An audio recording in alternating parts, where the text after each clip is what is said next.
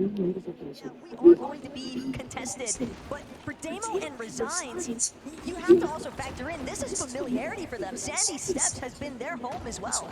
Yeah, and this is a lot of respect coming from both sides. Clix and Vino, of course, just feeling out the playing field right now, playing the outskirts, meaning that no team can, rotate from behind them, whereas Resigns and Damo are content with their side of the map. But Middle Eastern teams are on the set here. Haman and Cow Gamer now up against the likes of CZB and Nathan, who's underneath them. And CZB and Nathan, I think, definitely one of those teams that I think a lot of people would view as that potential underdog story.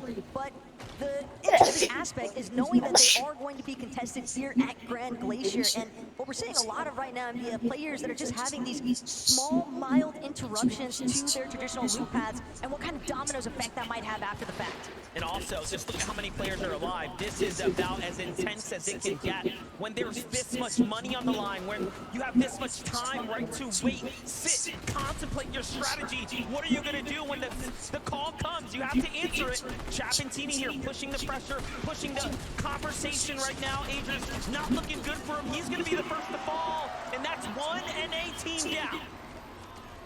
Bit of a tragic start there for Rise and Aegis, but their downfall is Teeny and Chaps Uprising, bound to be super happy with the elimination damage that they just secured there. Surge tags are always going to be so crucial, and in a lobby like this, MDF, we know that we have so many heavy power hitter teams. That's going to be insane to think about. You have to connect on every single shot. Well, here's someone who's going to do just that. Thomas AG doing an excellent job holding his high ground. He's got the angle down on the team here in the distance. I saw Gone and Quanti as well, still at Mount Olympus. We know that they have that drop spot. Not for free, but again, that southern side is theirs at the moment. Queasy and Thomas HC are going to be happy with these tags, right? This is the bigger picture of hyper-competitive Fortnite. It just doesn't get more difficult than this. Clearly, we have a lot to talk about when it comes down to Cammy and Seti. This is a team that is a favorite and a favorite for a reason, as is Vico and Flixie, some of Europeans' strongest coming up, and I dare to say part of the new era. Sparks already starting to fly though. Vico trying to see if he can get an overhead view onto Virgo and Shadow. A little bit of a wraparound. Virgo now trying to see if he can switch, but Shadow, he's left too exposed. Vico, Flixie, they take the opportunity. They try to collapse. A nice connection, but same time, Shadow still standing. Virgo knows it's time to fail. And they're gonna force themselves into a disengage, but Flixie, he's not interested in that. Flixie wants more. Oh yeah, this is a storybook kind of conversation right here. This is something that we expected to happen. If you're going to go up against the likes of Flixie and Vico's pathing, you just have to get out of the way or get ran down. And Virgo and Shadow are going to be another NA team to fall here to the hands of a European juggernaut. And, this is, again, I have an inkling just to start for Flixie and Vico. Hey, there's a big reason why these guys have Reckless Railways uncontested. You do not want to have to deal with some of those up close and personal box fights early on, but Paper, Victor V, they've also found themselves in a little bit of skirmish here. Clone, alongside Tremzu, trying to make sure, but they've got to be careful. Look at the stealth opportunity here. Gone and Quanti, absolute ninjas. They're getting really close here. A lot of danger lurking nearby, and Brazil, of course, known for what they're capable of when it comes down to jumping in and playing aggressive, and they do just that, but no, the ambush was unsuccessful. Paper, oh, so close, escapes by the skin of his teeth. Talk about Brazilian teams taking up. It's Ed, also on the prowl right now. Everybody just crouch walking up to all of the commotion that this box fight is bringing just outside northwest side of Mount Olympus here. And the most important aspect though, Paper, you gotta respect that 180 turnaround, throws up the middle wall, makes sure to protect himself. But Persa, they've now found an opening, but it's gonna be cut short. Victor V, Paper, all these teams starting to congest here, and a surge base on top to boot. Here's what I'm thinking. I'm thinking Person Ed are recognizing we have to get in the fight. Like, whether we want to or not, Storm Surge is going to become an issue. And if you're unfamiliar with what that means, when you're the game is going to force you to fight other teams. Damage will start to rain in the visual of lightning bolts and take you out of the game if you're not being active. The real thorn in the side right now, though, for Victor V and Paper is it's evident that they want to get inside of that bunker. Clone and Krebs though, they are doing everything in their power to prevent anyone else. They might find themselves trapped at the bottom of it for a time being, though, because keep in mind, teams do like to hold whenever they find duos inside of that bunker. Quanti and Gone also setting up, looking back inwards, trying to see what's going to happen here. Meanwhile, Victor V and Paper really wearing the results of this drawn-out fight on their loadout right here. You can see ammunition starting to run low, builds even shorter than that. It's only going to be a matter of time before this starts to go super south, so if Paper and Victor V can't step up and finish this fight soon, it's not going to be good. Yeah, but at this point, they have to find closure. There's no opportunity to retreat. You are all in at this stage. They've invested too much time, and they know that they need more surge tag damage as well. Clone, Kremzu, more than content to sit this one out, though, because the weapon bunker is sounding, and they're going to have the advantage once it opens. Yeah, if they get to jump down there first, of course, secure the goods. There's going to be a lot of loot that's going to be given out to Clone here shortly, but Paper and Victor V don't want that to happen. You can see how much more urgency, right, is put behind these shots now as they're trying to push in.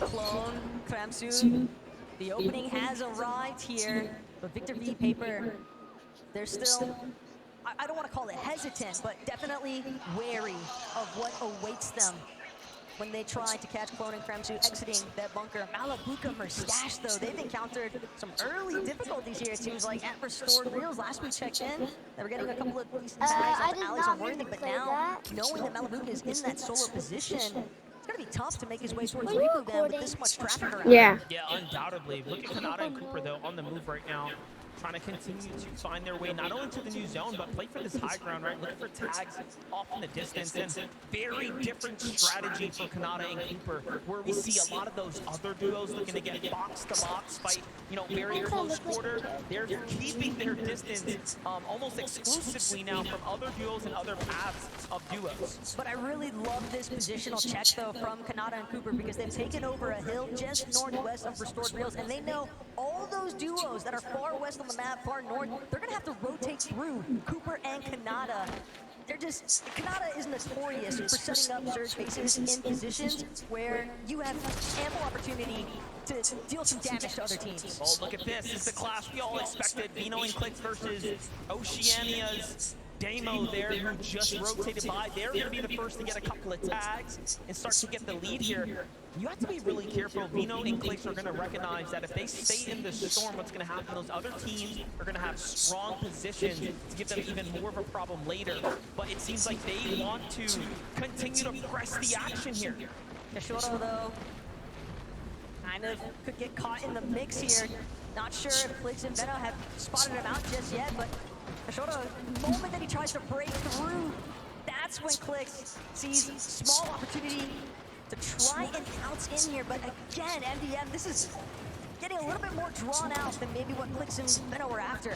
Yeah, because Andalix and Sato were still here. They thought it was just a solo, but now they walk into almost a spider's web here. Sato and Andalix do have heals as well, so they can kind of sustain themselves for quite some time, but I'm not sure how much Andalix has to work with. Meanwhile, the goats of the region, the kings of EU, the most consistent duo in the world when it comes to LAN performances in the recent years are here. Every view we pan over, it's like sharks in the water currently. The fact that Cammy and Seti, and that decided to just stroll on over so casually, but they recognize there's no real openings for us to stage this one just yet. Let's prioritize our positions. They're going to intervene. Kasoro's trying to do what he can to escape, but Vano's going to shut that one down in no time.